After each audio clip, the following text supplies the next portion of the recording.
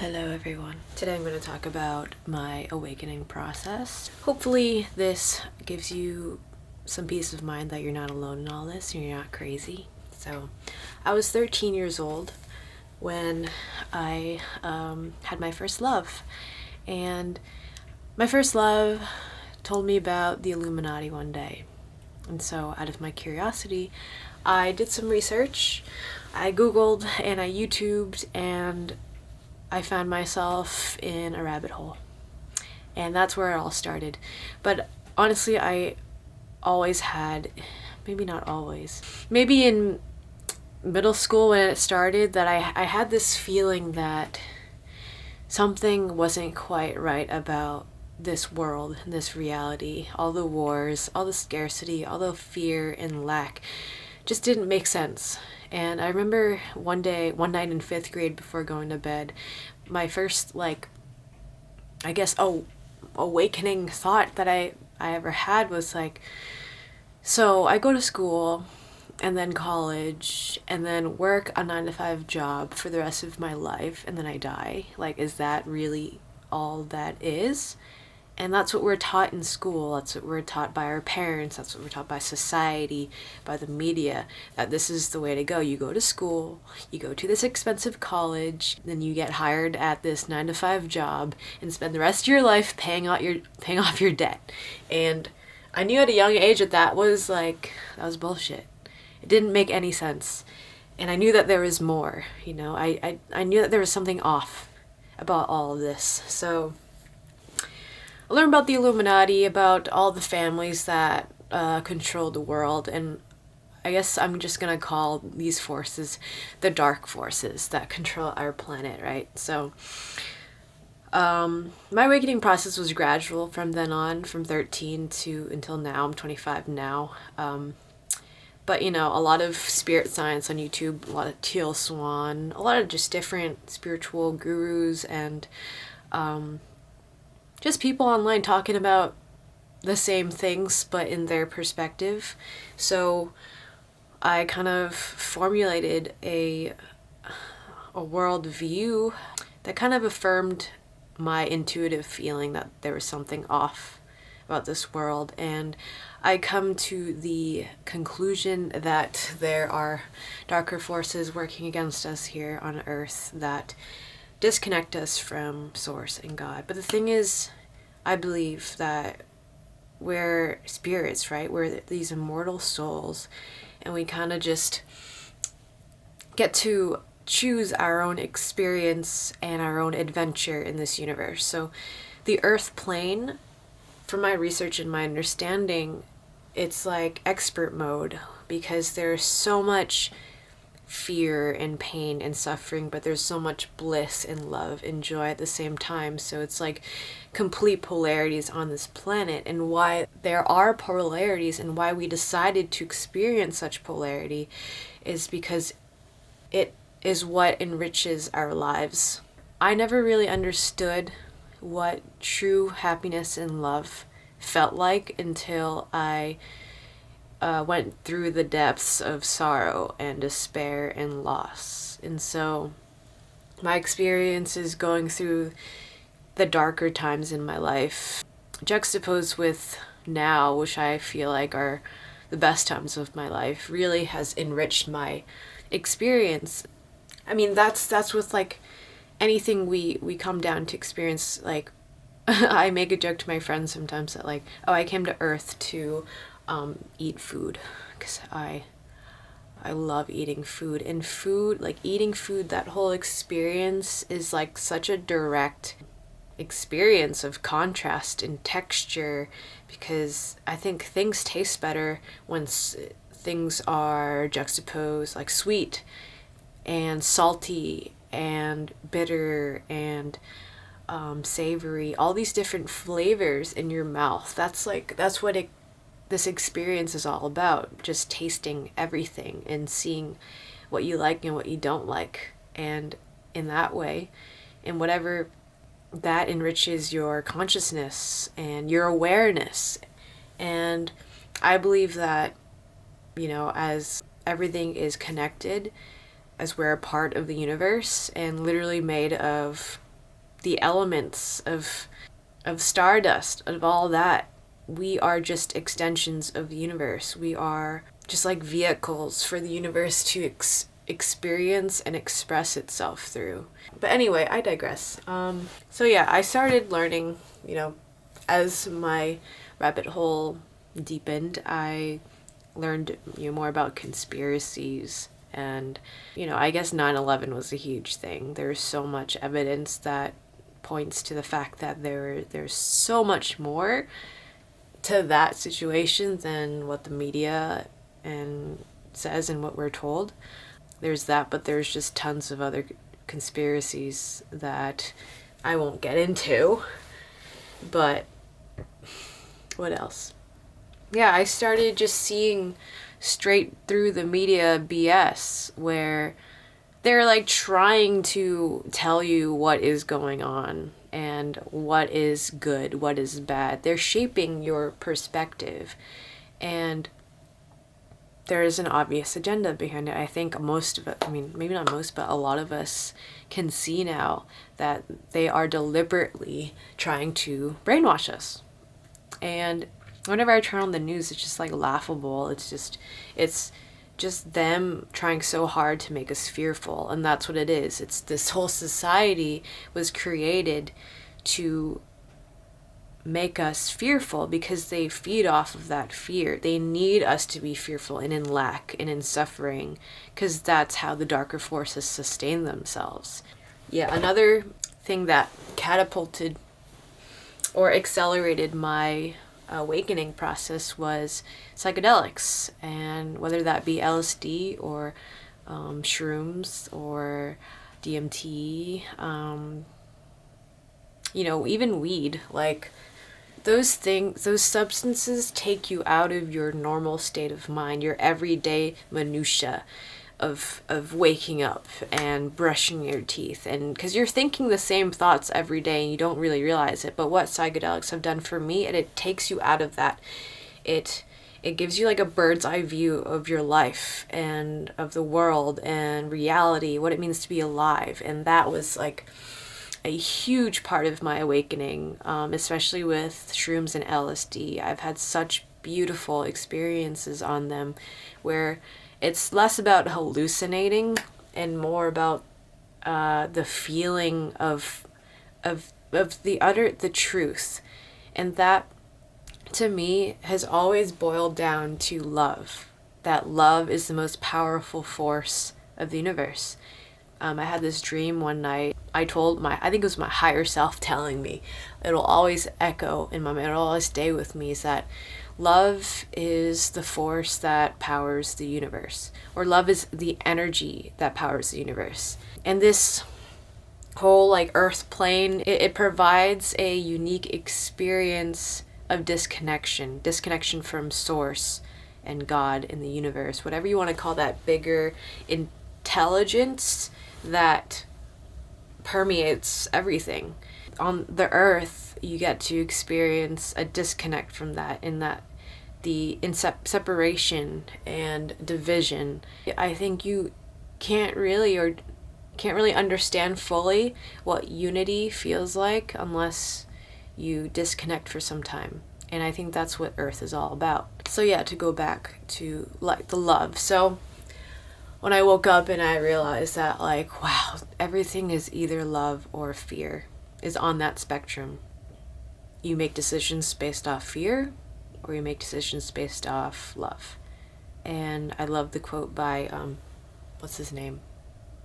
He said that something about fear disguised as practicality. We make so many choices throughout our day that we think is rational and reasonable and logical and practical, but it really is just fear. Like, going to work every day because it's the normal thing to do.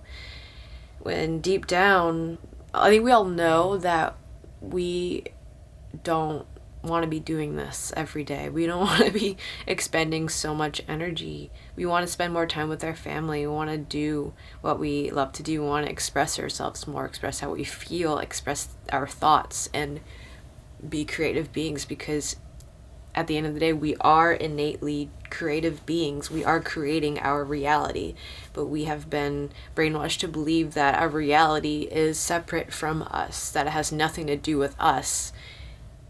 But the thing is, it's like the darker forces know this, that we create our own reality. So what they do is that they put in our faces, they put in the media, in movies, in music, in pretty much all pillars of society, tell you that you are separate from what happens outside of you, and tell you that, you know, you should be careful of this and be fearful of that, what is right or wrong. So they do this in subliminal messages in very subtle ways, and that we don't even realize. And so we take what they say, and then we live our lives based off of that, and we think thoughts that are influenced by the fabricated perception of reality that the dark forces have created and put in our faces. And it's fear, because they need, how they control us is through fear. If we're fearful, if we're scared to take a risk, to live the lives of our dreams. So I think in this point in time, people are waking up to the fact that there's so much more to life and reality than just going to your 9-to-5 job. When you wake up, you just start to realize that, like I said, there's so much more to reality, and that we really do create our reality based off of our thoughts, beliefs, and emotions. I know this like firsthand. You know, when I first began to understand this, I didn't really believe in it fully. But then I did this exercise where I wrote down like all of my beliefs, all the beliefs I have that limit me. And that is like, oh, I'm not good enough, or I'll never be able to, but I didn't have the confidence that it would take to, like, I don't know, make money on my own and live the life of my dreams and stuff. Like, you got to identify all those beliefs that are innately not yours. The darker forces make us feel insecure, like we're not good enough, like we don't have enough, just in constant scarcity. And that's how they profit. It's like they're putting these ads in your faces, like, buy this and do this and get more money so you can finally, you know, be satisfied with this car and this house and you know, all these clothes. But that's a cycle that doesn't end. You're never gonna find true fulfillment in just accumulating material things. And I think a lot of us like understand that deep down, but we keep trying to fill that hole in us with these instantly gratifying things. And as long as they have us instantly gratified with shallow things, we kind of just keep getting distracted from our true gifts, like our passions. What do you love to do? What are you good at? What comes to you effortlessly? What do you enjoy? What gives you relief? Like, what puts you in the flow? For me, that's like painting, art, music, expressing myself. And the more I've been doing that and just being in the flow and loving it, the more my life just unfolds effortlessly, and in a way that I still have to take action, but I'm not trying so hard. I am taking action based off of inspiration. So if I wake up and I have a thought to go somewhere, go to a cafe, or like read this book or journal, I try my best to follow that. I don't do it every time, I'm not perfect, but whenever I do that and I put myself in the flow, I record a video that I didn't really fully plan out, but I just wanted to do it anyway. It's like you get into the flow and then your life starts to flow. The universe innately wants to express itself, and it uses you to do that. So you feel like relief when you do that. So when you're in the zone, that's what it is. You're in the zone. You're playing your favorite sport. You're playing the piano, and you get lost in it, and you're not thinking about anything else. That is the flow. That's that's the most powerful state to be in, honestly. It's like you're using love as the energy that propels you forward, and allows you to keep flowing in that, but you're also using your heart and your brain together at the same time. You're surrendering to your heart and your intuition, and you're allowing that your emotions to flow, but you're also using your brain to direct the energy. But yeah, basically everything here on earth is like kind of backwards in the way that it wasn't built for our true potential. Because humans are fucking powerful. And the darker forces don't want that. But what's going on right now is people are waking up to the fact that, you know, they're going down, the darker forces, and the light will win. And on the other side of all of this is us realizing that we have the power to live the lives that we want. We have the power to heal the earth again. She's been so violated and raped and tortured by us humans because we have this never-ending thirst for more and more. We have to accumulate more and more, and it's a never-ending cycle of not being good enough, not having enough. That's what they want, you know. But it's realizing that, yo, we're so enough, and the less that we have, the more enriching our life starts to become. Like, the less things, I mean, whenever I like donate clothes or just get rid of stuff, I just feel like lighter, you know, and just less to worry about, less to think about. And I think we're getting back to, as a society, as humanity, we strayed so far from what is natural and living amongst the trees and the animals and the birds and the bees and nature, that we've created this, you know, technocratic society where we're disconnected more than ever, you know. But not to say that it was like bad, it just had to happen. We had to experience such disconnection from nature to realize that we are of nature and we need nature. We need nature. And all the answers are in nature. So yeah, the more we just flow and just have faith in the intelligence that permeates existence, reality, you know, that the energy that allows probably billions, trillions of processes that are going on in my body right now without me having to think about it. Like how this plant over there has grown into what it is right now. There's an intelligence behind that, you know, and the plant didn't have to think about it. So I guess what I'm trying to say ultimately is when you trust in the thing that you love to do, the thing that gives you relief, that the thing that allows you to express your truth and authenticity, that gift that you have, because you do have gifts. You have so many gifts, actually. We are so freaking gifted as humans, and we don't even realize it. You are powerful. You are creating your reality right now. You have come across this video for a reason, okay?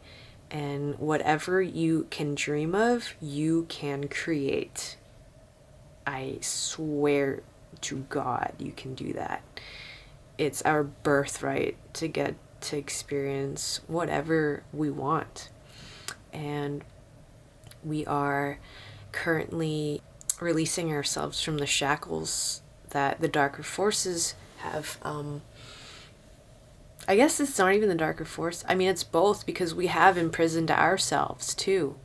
So if we can imprison ourselves based on what the darker forces tell us, it's like we have the ability to set ourselves free as well. But this is what we have to do on an individual basis first in order to start spreading that and have that reflected outwards in society. It's like we have to release ourselves from the shackles and realize that we are free, sovereign beings. We get to live the lives that we want.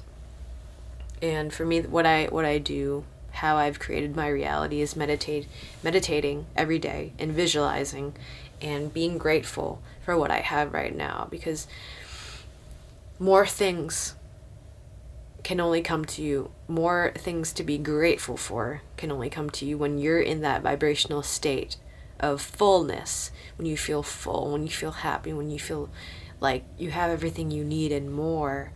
Even if you have to like pretend for a little bit, just like think about what you have and just be grateful for it, and the universe will give you more and more, because it starts to attune to your vibration and your reality starts to reflect that back at you. So yeah, I don't want this video to go on for too long, but thank you for watching, and I hope you have a beautiful rest of your day, your night, your evening, whatever. And I'm going to be posting a video once a week about whatever comes to mind: consciousness, psychedelics, what it means to be alive, stuff like that. So if you'd like, please like, subscribe, give this video a thumbs up or comment. That really helps the algorithm. And yeah, I'm excited to start this journey with you all. I've been meaning to be more consistent about YouTube, and now I am, and now I'm just like flowing, and it feels good to do. It feels right. So I appreciate you so much for watching this to the end. That's pretty dope. Yeah, have a beautiful, beautiful rest of your day, and you are loved. Do what you love, because you're made of love. And yeah, so love is the energy that powers the universe. You are the universe. And allow love to be that force, be that energy that charges you and catapults you into living the life that you truly desire, that you deserve, because you can.